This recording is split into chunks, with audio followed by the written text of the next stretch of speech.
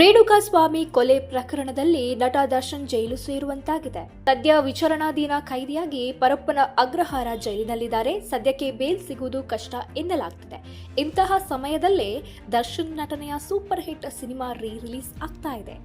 IPL election ಮುಗಿದು ತಿಂಗಳಾದರೂ ದೊಡ್ಡ ಸಿನಿಮಾಗಳು ಚಿತ್ರಮಂದಿರಕ್ಕೆ ಬರ್ತಾ ಇಲ್ಲ. ಹಾಗಾಗಿ ಹಳೆ ಸಿನಿಮಾಗಳನ್ನ ಮತ್ತೆ ತೆರೆಗೆ ತರುವ ಪ್ರಯತ್ನ ಮುಂದುವರೆದಿದೆ. ಈ ಹಿಂದೆ ಪುನೀತ್ ರಾಜ್ಕುಮಾರ್ ನಟನೆಯ ಜಾಕಿ ಸಿನಿಮಾ ತೆರೆ ಕಂಡು ಭರ್ಜರಿ ಓಪನಿಂಗ್ ಪಡೆದಿತ್ತು. ಬಳಿಕ ಉಪೇಂದ್ರ ನಿರ್ದೇಶಿಸಿ ನಟಿಸಿದ ಎ ಸೇರಿದಂತೆ ಹಲವು ಸಿನಿಮಾಗಳು ಹೊಸ ರೂಪದಲ್ಲಿ ಪ್ರೇಕ್ಷಕರ ಮುಂದೆ ಬಂದಿದ್ದವು. ಈ ವಾರ ದರ್ಶನ್ ನಟನೆಯ ಶಾಸ್ತ್ರೀಯ ಸಿನಿಮಾವನ್ನ ತೆರೆಗೆ ತರುವ ಪ್ರಯತ್ನ ನಡೀತಿದೆ. ನಟ ದರ್ಶನ್ ಜೈಲಿನಲ್ಲಿರುವ ಹೊತ್ತಲ್ಲಿ ಸಿನಿಮಾ ರಿಲೀಸ್ ಮಾಡ್ತಾರಾ ಎನ್ನುವ ಪ್ರಶ್ನೆ ಕೆಲವರನ್ನ ಕಾಡ್ತಾ ಇದೆ.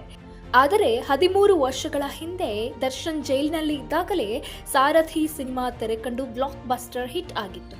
ಬಳಿಕ ದರ್ಶನ್ ಜೈಲಿನಿಂದ ಹೊರಬಂದು ರಾಜ್ಯಾದ್ಯಂತ ವಿಜಯ ಯಾತ್ರೆ ಮಾಡಿದ್ದರು. ಅವರ ವೈಯಕ್ತಿಕ ವಿಚಾರವನ್ನ ಬದಿಗಿಟ್ಟು ಜನ ಸಿನಿಮಾ ನೋಡಿ ಹರಿಸಿದ್ದರು.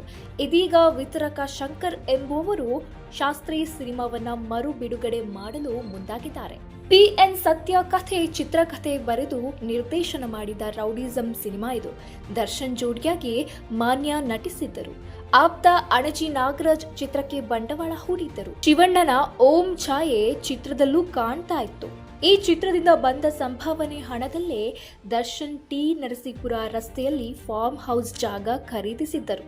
ತಮ್ಮ ಸಿನಿಮಾ ಈ ಮಟ್ಟಿಗೆ ಹಣ ಗಳಿಸುತ್ತೆ ಎನ್ನುವುದು ದರ್ಶನ್ಗೆ ಗೊತ್ತಾಗಿದ್ದು ಕೂಡ ಇದೇ ಚಿತ್ರದಿಂದ ಅಂತೆ. ಈ ವಿಚಾರವನ್ನ ಖುದ್ದು ಸಂದರ್ಶನದಲ್ಲಿ ಹೇಳಿಕೊಂಡಿದ್ದರು. ಶಾಸ್ತ್ರೀಯ ಚಿತ್ರಕ್ಕೆ ಸಾಧು ಕೋಕಿಲ ಸಂಗೀತ ಸಂಯೋಜನೆ ಮಾಡಿದರು. 2005ರಲ್ಲಿ ತೆರೆ ಕಂಡಿದ್ದ ಈ ಚಿತ್ರ 2017ರಲ್ಲಿ ಡಿಜಿಟಲ್ ಆಗಿ ರಿಲೀಸ್ ಆಗಿತ್ತು. ಇದೀಗ ಈ ವಾರ ಮತ್ತೆ ಸಿನಿಮಾ ತೆರೆಗೆ ಬರಲಿದೆ. ಚಿತ್ರಮಂದಿರಗಳು ಖಾಲಿಯಾಗಿದ್ದು ಜನ ಬರ್ತಾ ಇಲ್ಲ. ಹಾಗಾಗಿ ಶಾಸ್ತ್ರೀಯ ಚಿತ್ರ ರಿಲೀಸ್ ಮಾಡಲು ಮುಂದಾಗಿರುವುದಾಗಿ ಶಂಕರ್ ಅವರು ಫಿಲ್ಮಿ ಪೀಠಕ್ಕೆ ಮಾಹಿತಿ ನೀಡಿದ್ದಾರೆ. ಈ ವಾರವೇ ಸಿನಿಮಾ ಬರೋದು ಬಹುತೇಕ ಖಚಿತ ಎಂದಿದ್ದಾರೆ. ಸ್ಟಾರ್ ನಟರು ಸಿನಿಮಾಗಳನ್ನ ರಿಲೀಸ್ ಮಾಡಲು ಹಿಂದೇಟು ಹಾಕ್ತಾ ಇದ್ದಾರೆ. ಕೆಲ ಸಿನಿಮಾಗಳು ಯಾವಾಗ ತೆರೆಗೆ ಬರುತ್ತೆ ಎನ್ನುವ ಅಂದಾಜು ಯಾರಿಗೂ ಇಲ್ಲ. ಬರ್ತಾ ಬರ್ತಾ ಸ್ಟಾರ್ ನಟರು ಸಿನಿಮಾ ಮಾಡುವ ಸ್ಪೀಡ್ ಕೂಡ ಕಮ್ಮಿ ಆಗಿದೆ.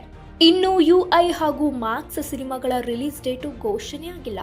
ಹೀಗೆ ಮುಂದುವರೆದರೆ ಹಳೆ ಸಿನಿಮಾಗಳನ್ನೇ ರಿಲೀಸ್ ಮಾಡುತ್ತಾ ಕೂರಬೇಕಾಗುತ್ತದೆ ಎಂದು ಕೆಲವರು ಬೇಸರ ವ್ಯಕ್ತಪಡಿಸಿದ್ದಾರೆ.